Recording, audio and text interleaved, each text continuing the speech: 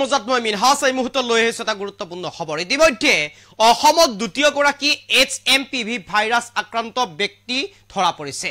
গুৱাহাটীৰ এখন ব্যক্তিগত চিকিৎসালয়ত ইতিমধ্যে চিকিৎসাধীন অৱস্থাত আছে HMPV ভাইৰাছ কোভিডতকৈ ভয়ংকৰ এই HMPV ভাইৰাছ সমগ্ৰ বিশ্বতে ইতিমধ্যে কেইবাগৰাকী ব্যক্তিৰ শৰীৰত ধৰা পৰিছে HMPV ভাইৰাছ প্ৰথমবাৰৰ বাবে অসমৰ লখিমপুৰ জিলাত এগৰাকী 10 বছৰীয়া শিশুৰ দেহত ধৰা পৰিছিল এই HMPV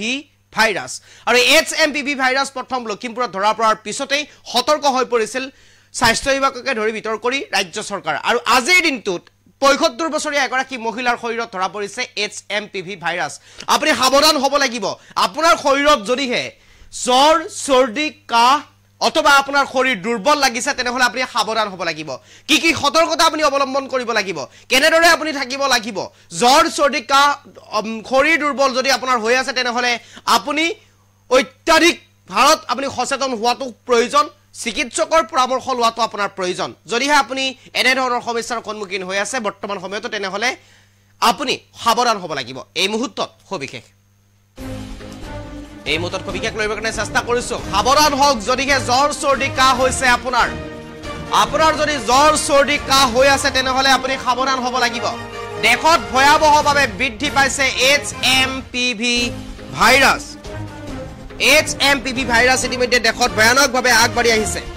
গুৱাহাটীৰ এখন চিকিৎসালয়ত ইতিমধ্যে ধৰা পৰিছে HMPV ভাইৰাছ আৰু যদিহে আপুনি কাহ চৰ্দি দুৰ্বল উশাহ লোৱাত কষ্ট পাইছে তেনেহলে লক চিকিৎসকৰ পৰামৰ্শ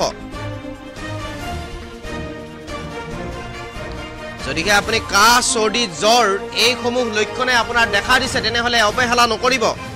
অতি শীঘ্ৰে আপুনি চিকিৎসকৰ পৰামৰ্শ লওক যদিহে আপোনাৰ শৰীৰত এনে ধৰণৰ লক্ষণসমূহে দেখা দিছে আপুনি সঘনে হাত ধুওক আপুনি সঘনে পৰিষ্কাৰ কৰি ৰাখক আপোনাৰ হাতখন কিয়নো এই ভাইৰাছ সংক্ৰমণ হলে আপোনাৰ শৰীৰত এনে ধৰণৰ লক্ষণসমূহে দেখা দিয়ে যদিহে আপোনাৰ জ্বৰ চৰ্দি কাহ হৈছে তেনেহলে আপুনি সজাগ হ'ব লাগিব সচেতন হ'ব লাগিব দেশত ভয়াৱহভাৱে বৃদ্ধি পাইছে HMPV ভাইৰাছ গুৱাহাটীৰ এখন চিকিৎসালয়ত ইতিমধ্যে ধৰা পৰিছে এই HMPV ভাইৰাছ সমগ্ৰ অসমৰ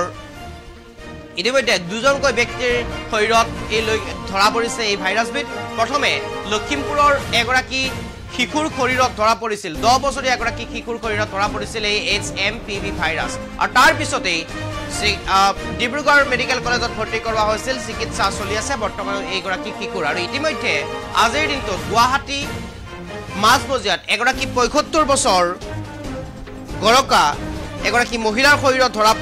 ধৰা পৰিছে এই HMPV ভাইৰাছ আৰু এই ভাইৰাছবিধৰ যদিহে হয় তেনেহলে আক্ৰমণ হয় তেনেহলে আপোনাৰ শৰীৰ দুৰ্বল লাগিব পাৰে আপোনাৰ জ্বৰ হ'ব পাৰে কাহ হ'ব পাৰে ডিঙিৰ বিষ হ'ব পাৰে মূৰৰ বিষ হ'ব পাৰে এনে ধৰণে বিভিন্ন ধৰণৰ বেমাৰজালিত আপুনি পৰিব পাৰে শৰীৰ আপুনি দুৰ্বল অনুভৱ কৰিব পাৰে যদিহে আপুনি এই লক্ষণসমূহ আপোনাৰ শৰীৰত দেখা দিছে যদি আপোনাৰ এই লক্ষণসমূহ ধৰা পৰিছে তেনেহলে আপুনি অতি শীঘ্ৰে চিকিৎসকৰ পৰামৰ্শ লওক চিকিৎসকৰ কাষ চাবক চিকিৎসকে যেনেদৰে মানি চলিবলৈ কয় তেনেদৰে আপুনি মানি চলিবলৈ চেষ্টা কৰক আৰু ইতিমধ্যে এই ভাইৰাছবিধে অসমত দুগৰাকী ব্যক্তিক আক্ৰমণ কৰিছে আৰু এগৰাকী প্ৰথম লখিমপুৰৰ 10 বছৰীয়া শিশু আনগৰাকী গুৱাহাটীৰ ৭৫ বছৰীয়া এগৰাকী মহিলা এখন ব্যক্তিগত চিকিৎসালয়ত এতিয়াও চিকিৎসাধীন হৈ আছে এই লক্ষণসমূহ যদি আপোনাৰ আছে তেনেহলে আপুনি সতৰ্ক হওক সাৱধানে থাকক পৰিয়ালৰ পৰা কিছু আঁতৰি থাকক বাহিৰত আপুনি ওলাবলৈ চেষ্টা নকৰিব সঘনে আপুনি হাত ধুওক চেনিটাইজাৰ ব্যৱহাৰ কৰক মাস্ক পৰিধান কৰি থাকক আপুনি